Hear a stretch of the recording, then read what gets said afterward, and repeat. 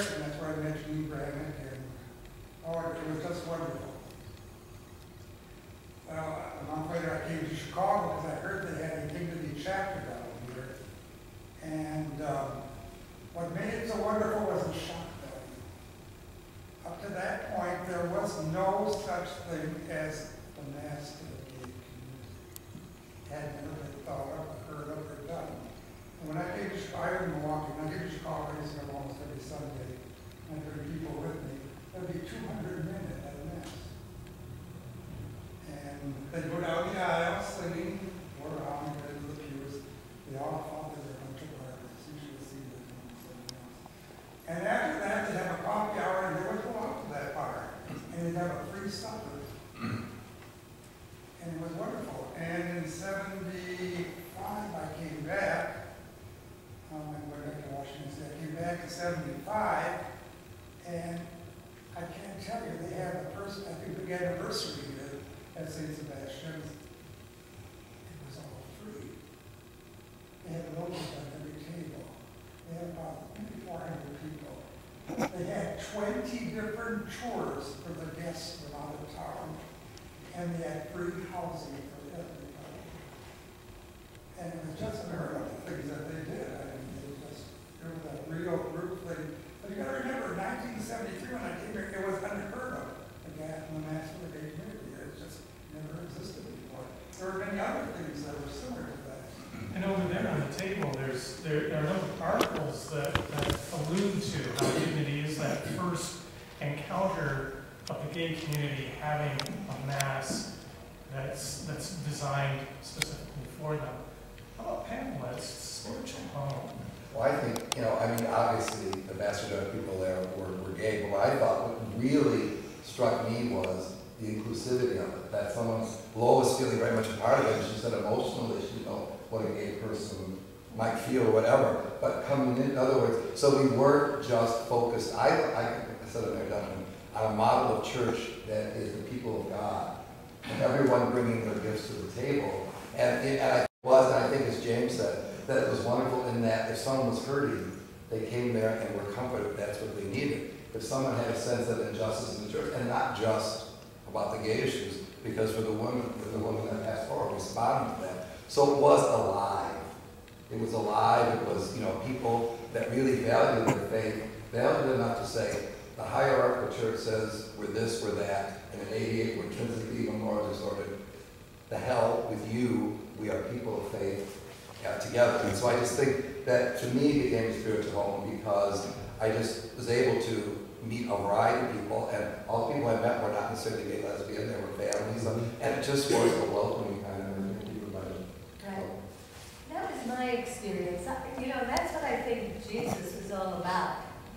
To let each person know that he, she was special in their own right, that they were good, that they were loved. And that is truly where I experienced that. Now it happens that everybody here met Mike. But there were always people who would sense the new person and reach out to them. And I just think that's pretty much all it takes. And, I used to think to myself, they expect so little. They really just want to be liked. Like everybody wants to be liked and accepted. Why is this so hard? I couldn't quite get it. I still don't get it. Because it really, I know on the books it looks like things have changed, but deep down for many people things haven't changed all that much, and I think God would be appalled. I would concur to that. I think there's a sense of genuineness in people who are true Christians. And I think when you welcome people, and all of us have a sense of what's genuine and what's not, oftentimes. And sometimes we can't quite put our finger on it. And it's not the grand things that we do or don't do. It's the simple, how are you? How is your day going? You knew if you had a bad week at work, And as opposed to going to maybe a mass where maybe 1,000 people are there, everyone sits there and they go through the ritual and they leave, they're out the door. And Dignity, we have a social hour for persons who are able to stay after mass and sort of hang out and sort of get to know people, because sometimes you get to know people sitting in the pew, we often come out and we hug people, we actually touch people. And so it's a quite affirming environment to be in, being, I would gather just a human being, particularly being gay, because I've got a lot of gay people at the time, and to some extent now, would feel sort of, in some sense, assaulted in a lot of different ways. And this was a safe place to be where you felt protected. You felt if I had some problems, I could share with someone. You know, there's no fear here. And I think for a great deal of people, that certainly was my experience in Huntington. Being at home is about the genuineness. When you're in your home and you're with your brothers or sisters and your family, they know all your dirty little secrets. Right? And they know, you know, the good part of you, the bad part of you, but at the end of the day, it's family. We love you. You don't have to be perfect. You don't have to be right all the time. You still love you. And I think that's hugely affirming and accepting, which is Christ-like.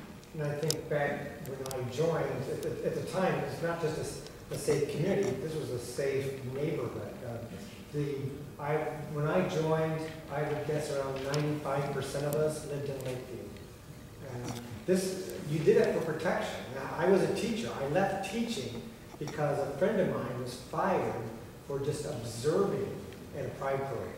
So this is the time when people were still getting rounded up. They were seen in bars, and then their name would get listed, and then they would get fired if their name was in the paper. So it was, and a number of us had, right up here, had either been physically threatened or we've been physically harmed just because of our sexual orientation. So we came here for a sense of protection, and Dignity also kind of was a part of that sense of protection as well. It was that sense of community that we needed. Interestingly enough, I'm not, except for Joe maybe, he might be the only one who lives in Lakeview. Most of us have just all moved out. Oh, yeah.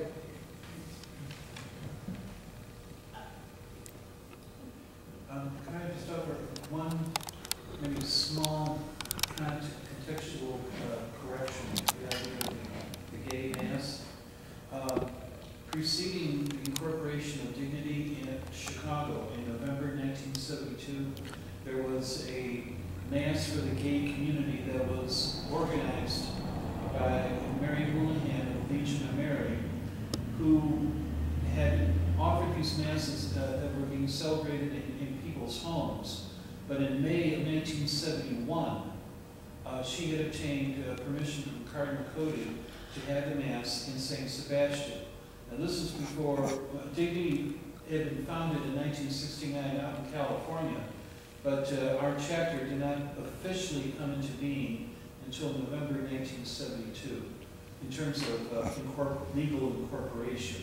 But the Mass for the gay community had preceded this and it blended into what is now Dignity Chicago. But I just wanted to give a little context. You know, I think that's really important because she was a lay woman. Legion of Mary, and the Blue Army. Most people would not say someone from that group of people would be encouraging a mass for gay and lesbian Catholics.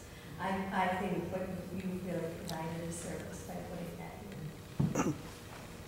I think one of the things that has drawn me and kept me here is we've been fortunate enough to have a number of priests who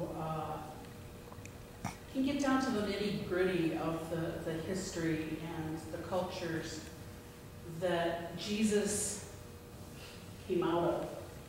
And by having that, we're able to have more of an understanding of who God was speaking to via Matthew, Mark, and Luke. I think the preaching has been more on an adult level where you can see where some of the inconsistencies biblically have been out there. When I said my grandfather, my mother's father, had been a Mennonite preacher who was silenced when he bought a car. He was very unusual in that he had a college degree in 1905, which meant going to college at that particular time, you had to have the Greek, and you had to have Latin, German, and a number of other things to understand what was written. And he had always told me, there was a section of the Bible, he didn't know anything about my sexuality at all. But it was funny because when I was about 10 years old, we were going to church with Grandpa, and he taught Sunday school that morning. And I'm not sure why, but it was the Leviticus 19 of the strangers coming to visit, and can't remember who, didn't give them up to the people of the town for them to abuse. And he said, keep on hearing that this means, homosexuality. It isn't. It isn't. Whenever somebody says that to you, tell them they're wrong. It means that the town was inhospitable to the stranger. And that was the first time I heard, there were not hotels and motels. You stayed in people's homes when you were traveling. He said that it means power. It does not mean, love. And I can remember hearing that when I was about 10. But then, after you hear so many other people say that, the opposite, that this is wrong, you kind of start, maybe Grandpa was wrong. After I became Catholic in 1990, I went to Loyola and got my bachelor's degree in theology. And that's where a lot of the history comes out. You start finding out that, culturally, this is what they were doing. I was hearing that already from preachers at Dignity, first at St. Sebastian's, then at Second Unitarian, then at, well, we were at Resurrection Lutheran for a short period of time, before finally settling here. And we still have the preachers who know how to dig through some of the debris that's lying around in the various scriptures, and is able to pull out this is what they were meaning for these people here. And this is how you can translate it to today. And that's where I say home, because I'm hearing more honestly what the meanings are.